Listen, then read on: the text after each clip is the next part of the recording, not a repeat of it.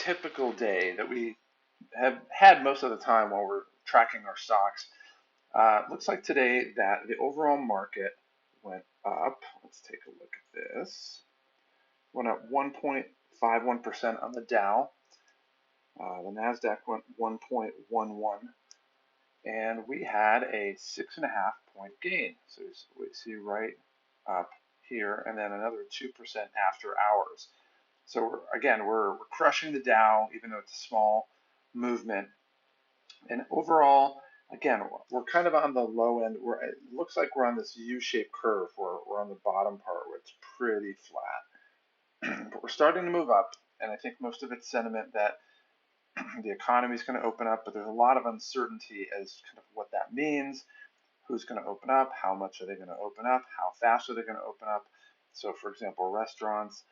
Um, if you had 100 people in the restaurant, does that mean there's only going to be 20 or 30? Do people not show up because they're worried? What's the capacity of the restaurant? What things open up versus what doesn't? So, for example, a hair salon's probably going to open up, but movies are probably going to lag behind. And movies are distributed by Hollywood, so unless Hollywood's distributing them nationwide, they won't put them in a theater in Tulsa if they're not putting them in a theater in New York City.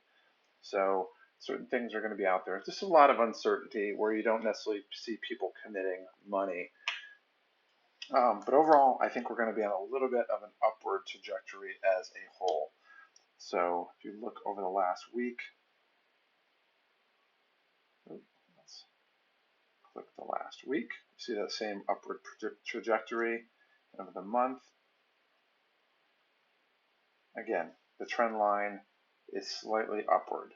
Even though it's up and down, the trend line is going upward like about there, which means we're due for some more increases based on this trend line.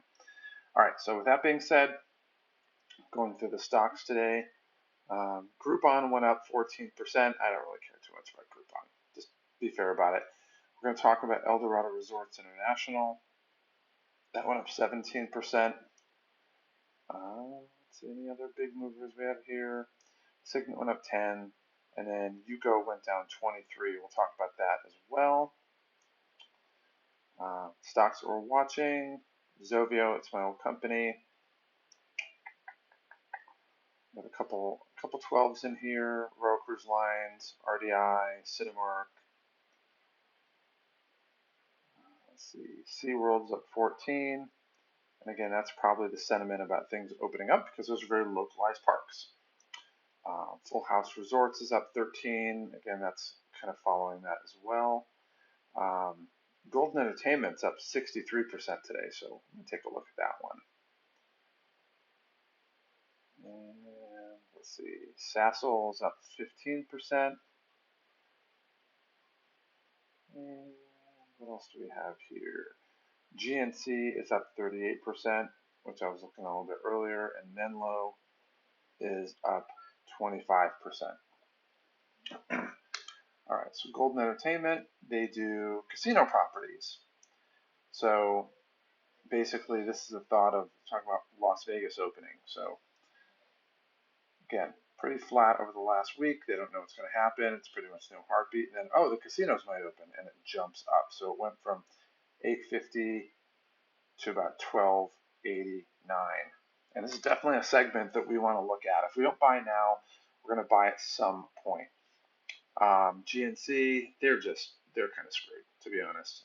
Like if we look at them over the last 3 months, they went down here and they've just been circling the drain, dead flat. This is again the U-shaped recovery. So you have down, over, and up. And I still might get in on GNC. We'll take a look. But over the last week it went up to 87. Now it's at 66. So we might look at that. We'll talk about that in a little bit. Menlo, again, this is a biotech company. And right here is when they had a drug that basically failed one of their FDA trials. So it dropped down, and it's been here for the most part. It took a little bit of a bump today. That's what we're looking at today. But overall, that's kind of where it stands. So that being said, we'll look at our holdings today. And let's go to candidates. All right. And so we sort it by upside. again, Yuko's the top one. Yuko, so we saw that one drop today pretty significantly, and part of it is they're just right involved in oil production. So there's a glut of oil. This one's not going to move a whole lot. It'll probably move up a little bit, which it has over the last week or two. But it's not going to move much until we start to see the economy open up, which increases oil demand, and you're going to start to see a lot of the glut that's in storage come out. And at that point, they're going to start to pump out more. The price of oil will come up more. And again, this is not based on the price of oil. It's based on the arbitrage between 1 month's orders, the price of 1 month versus the price of the next month. It's kind of complicated, but it's basically just looking, it's a long-term oil demand expectation is the best way to put that. So we're at a 31 upside, which sounds great, but we're already well positioned for that. We'll talk about that in our holdings. IVR, yeah, it's kind of a lot of uncertainty with them, so I'm leaving them alone right now. Azul, we'll talk about them. We just bought a limit order for them, so that's an airline out of Brazil. And I actually was doing some reading today about them, and their traffic's been up 36% because year over year because they've been doing a lot of shipping of health supplies. So where they're not necessarily transporting people, they're transporting medical equipment and medical supplies. So they're actually doing pretty well. We'll talk about them in a little bit. Redwood, that's anything in the blue is ones that we are a little bit underweight for allocation, so we're looking to add some if it makes sense. So I'm paying attention to them, but for the most part, they've been pretty dead flat. They've been sitting right around here forever, and there's no real motivation for me to buy them yet. MFA, we have a pretty strong allocation for them, and the cost basis is 147. The current price is 163, so there's no sense getting in that right now whatsoever. Beyond that, we have shares of Norwegian, Penn, Virginia, Service Corporation, and Two Harbors, and basically an 89% buy rating. Is obviously one of the reasons we're looking at a limit order. And as we go down, nothing really jumps out too much. We have a limit order for EVRI, which is a casino-related property. It's got 100% buy rating. So they handle all the financial aspects of a casino like ATMs and card systems and things like that. So right now we have a limit order at 390. The price is at 435, and we'll talk about that in a sec. So as we go over to holdings, and again, just a reminder, there's a link to this document inside the video notes, so you can actually click on it and actually go through this on your own. Play around with the numbers, see how it looks, steal it if you want, use it for yourself. It's all good. All right, so our holdings right here, we looked at the updated stats, and we're actually back above board. So even with Yuko just being the big lagger right now, we're still above board at 3.3%, which doesn't sound like much, but we're really, really well positioned for where we want to go. And if we were to all of a sudden just say this one were to break even, we'd be at 18%. So we're in a great position to be where we're at. And just a reminder to just see how much of a difference this can make. If we take a look at, let's say, BHR, sitting here, we have a cost basis of 125. And where is BHR? 833. So let's say this gets up to 6 as opposed to 833. This number right here, the 714 gain.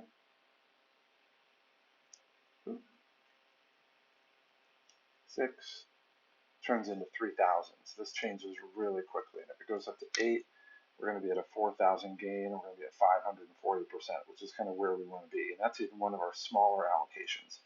If we take MFA and their February 20th number was about $8. So if we do MFA and let's say that goes up to 6, we're going to be at 13 grand at that point. If we go up to 8, it's going to be at 20 grand. So we're really well positioned to be where we want to be right now. All right, so with that being said, the big winner right now is, I just did Control Z to take those back, is Braemar Resorts. We've doubled our money with them. They've just been awesome. Crestwood Equity, it's another, basically a REIT. They're at 75%. And then the one that's jumped up really well, because we just bought it recently, is Eldorado Resorts. They're the ones who are going to be buying Caesar's property, Caesar's Palace, that company. They're going to be buying out all the stockholders. So this one we bought at 14.65. It's already at almost 21, and we have a 40% return in just a matter of days. So with that being said, we want to hedge what we're doing. At this point, I was looking to see if there's any new movement on the markets, and I decided I want to invest in, what does NRZ stand for? Let's take a look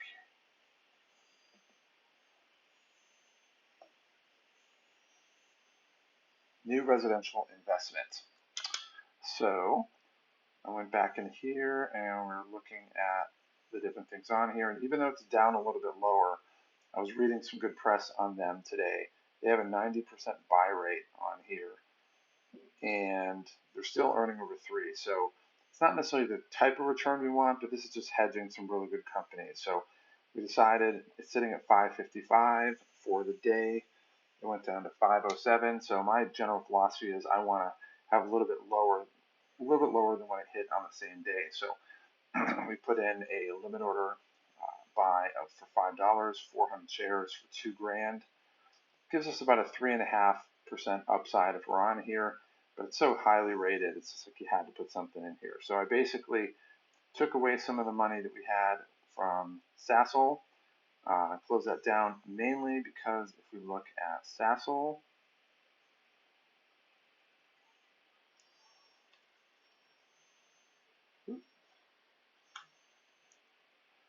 it's sitting here at a price of 405, and it would have to drop 70 cents, which is a lot. So I'd rather have this in play than the other way around. We still have Two Harbors, which again is rated very highly. It's sitting at 390, and it went down to,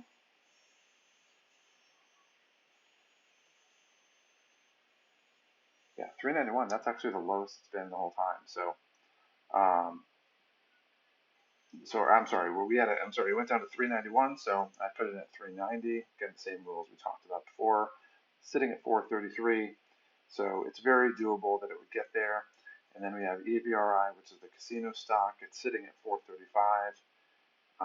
And we'll buy it at 390. But again, this one's going up, so I'm willing to actually go up on this a little bit. So let's say all of a sudden it went up and we had to move to 425. Then we're still looking at a 340 upside, which isn't bad, but it's highly rated. It's 100% buy. So it's definitely looking like something we want to do. So overall, we're in the black on pretty much everything. Azul went down right when we bought it, but it's going to come back. I'm not even worried about that at all. We're going to see this positive in no time flat. Eldorado Resorts is our best new stock that we bought. And looking at our projections, I highlighted these because I want to talk about them. Norwegian. So I was looking at stocks that I wanted to buy today, and I was considering buying another one of these. I already put a new limit order in that got executed, so we're pretty well net here. But if we look at the upside, Norwegian is right here, so it's pulling at 4-1. The red here meaning that if we buy it right now at the current price, it actually lowers our cost basis. So I was considering buying some of that, and I still am, but that's one we're looking to, and then that'll be in the black if we lower our cost basis a little bit more. So with that being said, and then Eldorado Resorts already made us, in a matter of like what, a week and a half maybe, it's already made us, gosh, what is that, $1,680? Yeah, $1,680 gain in that short period of time. So so far, we're including the limit orders, the new residential investment that we have, we are looking at a total value of 157 based on what we're doing, 525% turnaround, and we're on pace. Talking to a friend of mine today, not that it even means anything at all, but this week there is a ton of earnings reports coming out from big companies. So a lot of tech companies, a lot of Dow companies, and so word on the street, we'll see, is This could be a big week. And the reason it's important is it's a Q1 earnings call, which means that it's everything from January 1st to March 30th. And the thing about that is the mixed bag. Half of it is pre-COVID and half of it's COVID. So I think everybody's just expecting the worst, but you're going to see a mixed bag. So the economy's just killing it, and then you can see the economy start to go downhill. It was a very small part of it. I'd say maybe a third to a quarter of it was the COVID part of it. So they're thinking if those numbers are there and they're reporting it, people are just assuming the worst right now. And if you set the bar really low and they exceed it, you're going to see people, you're going to see stock prices go up. On the same point in time, one stock I'm looking at is Facebook, because they had a guy come in and basically had a guy had been loaded, put down this huge put, which is basically it's a bet that the stock's going to go down, and he just thought that since nobody's advertising on Facebook right now because nobody's buying anything. I mean, everybody's on Facebook, but nobody's actually making a buying decision, that a lot of people aren't spending advertising money on Facebook.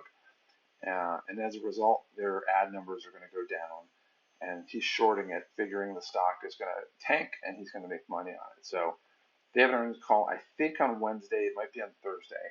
So I'm looking at that and I'm just kind of poking around, seeing if that's worth putting in a short on that, just for kind of a quick, turn and burn on that stock. So we'll see what we do on that. I'll let you know. We'll keep you up to date on that. Other than that, I will see you tomorrow. Now, this is just a small sample of what we have in our full program. If you want to change the results you're having, you want to get rid of the struggle, and you want to actually have sales be easy, where people naturally are signing up with you all the time, and you're not really even putting in much effort, it's time to make that change in your life right now. Go ahead and click on the button below and get started in our full program. And when you do click on that button, you're going to get a full description of what we get the program. I have a couple bonuses that I want to throw your way. We're constantly adding free stuff to the program. And it's also going to talk about our full no-brainer guarantee. So click on the button below to get started now.